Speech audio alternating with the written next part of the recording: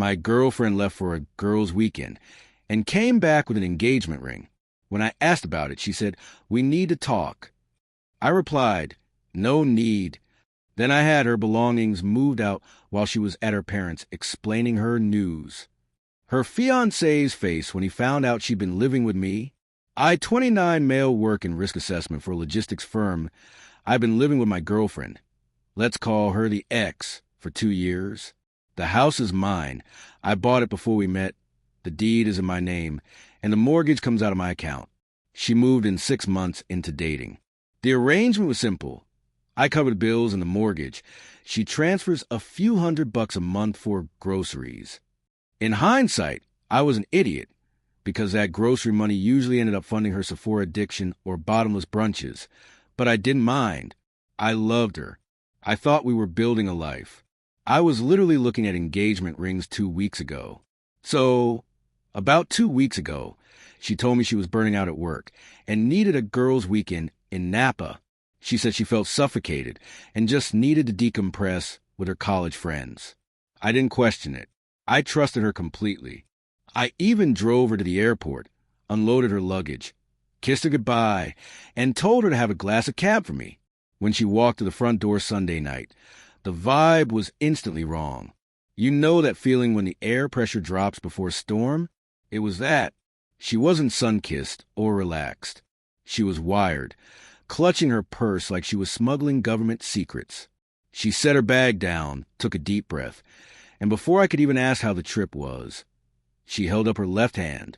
There was a cushion-cut diamond on her finger that was massive. It easily cost more than my car. I just stared at it. My brain couldn't process the data. I was trying to calculate the odds of this being a prank. She started, her voice trembling. But it wasn't guilt. It was this weird, defiant excitement. I know this looks crazy, but we need to talk. I looked at the ring. I looked at her. My work brain switched on. Identify the failure. Isolate the variable. No need, I said. My voice sounded flat, mechanical. Don't be like that, she snapped, instantly annoyed. You are reacting exactly how I was afraid you would. This isn't about us. It is about my future. This is the fiancé. We dated years ago. He reconnected with me. He is different now. He has a vision for life that aligns with mine. You went on a girls' weekend and got engaged to another man. I stated. It wasn't a girls' weekend, she admitted, waving her hand dismissively. He flew me out. Look, I didn't plan for this to happen, okay? But he proposed, and it just felt right. But listen, I don't want to lose you either. I actually blinked at that. Excuse me? She stepped closer, trying to grab my hand. I pulled back. He lives in the city, she said, speaking fast, trying to sell me the pitch. He travels a ton for business. I can't just move in with him yet. The logistics are a nightmare. And honestly, I am not ready to give up this house. It is comfortable. I am close to my job. I was thinking, we are adults. We can be mature about this. I stay here in the guest room until the wedding planning settles down. You and I, we have a connection that goes beyond labels. Why throw that away just because I am getting married? The sheer entitlement was breathtaking. She wanted to keep me as her landlord and emotional safety net while she married a guy with a bigger bank account. She wanted the stability of my home while she test drove the luxury life with him. You want to live here, I repeated slowly, with your ex-boyfriend while engaged to another man? You aren't my ex-boyfriend, she said, giving me a pitying look. You are my anchor. Besides, where am I supposed to go? My parents have guests staying over, and I have rights here. You can't just kick me out. That is illegal. She smiled then, a tight, smug little smile that told me she had Googled tenants' rights before she even walked in the door. She knew I was non-confrontational. She banked on me rolling over because I loved her. I am going to my parents' house for dinner tonight to break the news, she continued, checking her reflection in the hallway mirror. They are going to be so excited. The fiancé is meeting me there. I will be back later tonight. Don't lock the deadbolt. She turned to leave, then paused, her hand on the doorknob. "Oh, and can you move your gaming PC out of the den?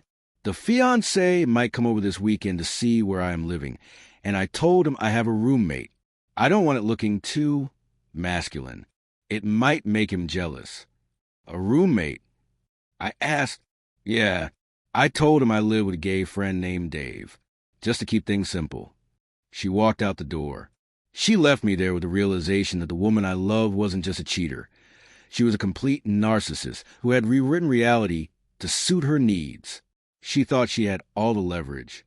She thought tenancy laws were a magic shield that let her treat me like a doormat. She was wrong. I didn't drink. I didn't break anything. I went to the kitchen, made a pot of black coffee, and picked up my phone. I called my brother and 2 buddies. "Get the truck," I said. "We have 3 hours." While they were en route, I went into audit mode. I pulled up my bank statements. I found the transfers. She hadn't just used my card for groceries. She had linked my credit card to her Uber account months ago. That girls' weekend airport ride? On me, the Uber Black from the airport to my house. To show me the ring another man bought her? Also on me. That was the fuel I needed. My friends arrived, confusion written on their faces. I gave them the 30-second briefing. She is engaged. Not to me. She thinks she is staying. She thinks I am Dave the roommate. She is wrong. We move with the efficiency of a pit crew. I didn't damage anything. I am not giving her legal ammo. We packed her clothes, her makeup, her collection of overpriced candles. We stripped the bed sheets she bought. We took down the art she insisted we hang. Everything went into heavy-duty trash bags and boxes, labeled with blue tape. By 8 p.m., the house looked sterile. It looked like my house again. We stacked everything in the garage. Not outside in the rain, not on the curb. In the garage. Safe. Accessible. But definitely not inside. Then I sat down and waited. I knew her pattern. She would come back late, probably tipsy from celebration champagne, expecting me to be sulking in the bedroom. She would probably try to manipulate me into sleeping in the same bed, one last time, to confuse me further. But she didn't come back alone. At 10:30 p.m., headlights swept across the living room window. A generic luxury sedan pulled into the driveway. I watched through the blinds. The ex stepped out, looking radiant. And there he was, the fiancé. He looked like a stock photo of a businessman. Expensive suit, no tie, confident walk. She was bringing him here, to my house, to meet Dave. I opened the front door before they could even ring the bell. I leaned against the doorframe, crossing my arms. The ex froze halfway up the walk. Her eyes widened. She had clearly told him I would be gone, or asleep, or that I was a roommate who knew his place. "Hey," she chirped, her voice cracking slightly. I didn't think you would be up. This is a fiancé. I just wanted to show him the garden." At 10:30 at night, in the dark, the fiancé stepped forward, extending a hand, a winning smile on his face. "Hi there. You must be the roommate, Dave, right? She has told me you have been really decent letting her crash here while she sorted out her transition." Dave. She was gripping the fiancé's arm tightly, her nails digging into his suit jacket, her eyes pleading with me to play along. "Don't blow this for me." Her eyes screamed. "Be a good boy." I looked at his hand. I didn't shake it. "I am not Dave," I said, my voice calm, projecting clearly in the night air. "I am the boyfriend she has been living with for 2 years. The one whose credit card paid for a ride to the airport to meet you." The smile fell off the fiancé's face like wet plaster. He looked at her, then back at me. "Excuse me? You are lying." The ex shrieked. It was a desperate sound. "He is obsessed with me. He is my landlord. He is trying to sabotage us because I rejected him. Is that right?" I asked. I pulled my phone out. Here we are at Christmas. Here is the lease agreement she is not on. Here's a text from 3 days ago saying, "I love you, can't wait to see you," while she was supposedly with you. I held the phone up. The fiancé squinted at the screen. The silence stretched, thin and agonizing. And I added, gesturing to the garage door, "Here is all her stuff. Since she is engaged to you and you offer such security, I assumed you would want to start your life together immediately. I packed her out. She is all yours. The ex turned on me, her face contorted into a mask of pure ugly rage. You can't do that. I have rights.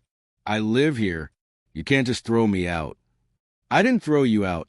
I corrected. Your stuff is safe in the garage. But you abandoned this residency when you accepted a proposal and told another man you didn't live with a boyfriend.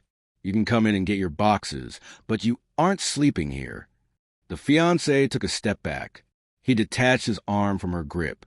You told me you were living with your brother's friend, he said, his voice quiet. You told me you were single for the last year. I am, she cried, reaching for him. He means nothing. He is just a placeholder. Ouch! But also victory. A placeholder who pays a mortgage. I said, Buddy, she is your problem now. Although if I were you, I would check your credit card statements. The fiancé looked at me, then at the hysterical woman beside him, then at the house. He was doing his own risk assessment. I think. The fiancé started, checking his watch. I think I need to go. No, the ex screamed. You can't leave me here with him. He's crazy. You have your parents, the fiancé said, backing toward his car. I need to process this. Wait. She ran after him, grabbing the door handle. He didn't look at her. He got in, started the engine, and reversed out my driveway faster than I thought a luxury sedan could move. She stood there in the driveway, illuminated by the street lamp, the red taillights fading into the distance. She was alone. Then she turned back to me. The sadness was gone. The fear was gone. Only the entitlement remained. You ruined everything, she hissed, marching toward the door. I am calling the police. I am suing you for illegal eviction. I am going to take this house. I blocked the doorway, called them. I said, I would love to explain to the officers why there is a strange woman trying to force entry into my home after her fiancé just left her. Or we can do this the easy way. You call your dad, he brings his truck, and you get your stuff out of my garage. Tonight, she didn't call the police. She called her father. I have met him a dozen times. Decent guy, worn down by his daughter's drama. When he pulled up 40 minutes later, he looked exhausted. The ex was sitting on my front stoop, sobbing theatrically into her phone. He threw me out, Daddy. He stole my things. He ruined my engagement. Her father walked up the driveway, ignoring her wailing, and met me at the garage door. Is it packed? He asked. Labeled and stacked, I replied. He nodded. Sorry about this, son. Not your fault, I said, but she can't come inside. Anything she missed, I will ship to your place. She tried to storm past us into the house while we were loading the truck. I need to check the bathroom. I left my La Mer cream. I stood in her path. It is in box 4. I checked. It is all there. You touched my things, she spat. You invaded my privacy. You brought a fiancé to my doorstep. I whispered so her dad wouldn't hear the worst of it. You tried to pass me off as Dave in my own home. You forfeited your privacy when you decided to defraud 2 men at the same time. She recoiled. You are a narcissist. You can't handle that I leveled up.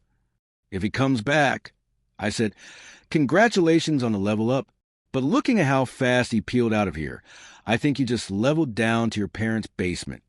She screamed and threw her engagement ring box at my chest. I hate you, she yelled. Get in the truck, her father said sharply. He didn't look at her. He was securing a bungee cord over the boxes. We are leaving. She stomped to the truck. I picked up the ring box from the grass. It was empty. She was still wearing it. Of course she was. I watched them drive away, then went inside, locked the deadbolt, and finally exhaled. The next morning, the fallout began. I received a Venmo request from her, $5,000 for emotional distress and a legal eviction. I declined it. Then came the text from a number I didn't know. It was a fiancé.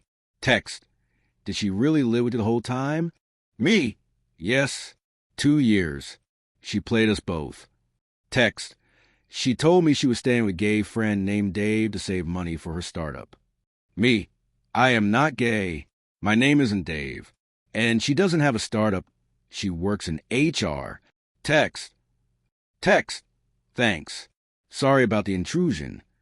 3 days later, I got a demand letter from a lawyer claiming I had violated the Landlord-Tenant Act and owed her damages for displacement. I sent it to my buddy who practices property law. He drafted a brutal response. We cited constructive abandonment and fraud. We included screenshots of her admitting via text that she technically lived with Fiancée in spirit to try and win him back. We also attached an itemized invoice of the girls' weekend charges on my card, totaling $1,200, and informed her counsel that we would be filing a small claim suit for theft by deception if she pursued the eviction claim. We also noted that if this went to court, the fiancé would be subpoenaed as a witness. The threat of dragging her rich catch into a public legal battle was the checkmate. She dropped it. It has been 2 months now. The house is quiet. I repainted the guest room and bought a new couch. From what I hear, the fiancé did not take her back. Marrying a woman who was living a double life and getting sued by her roommate wasn't on brand. He ghosted her. She is still at her parents' house. I have had a lot of time to reflect, but honestly, I don't feel guilty. She thought she could use my empathy as a weapon. She thought my love for her was a weakness she could exploit to subsidize her transition to a better life. She wanted a girls' weekend. She got a lifetime of it back in her childhood bedroom.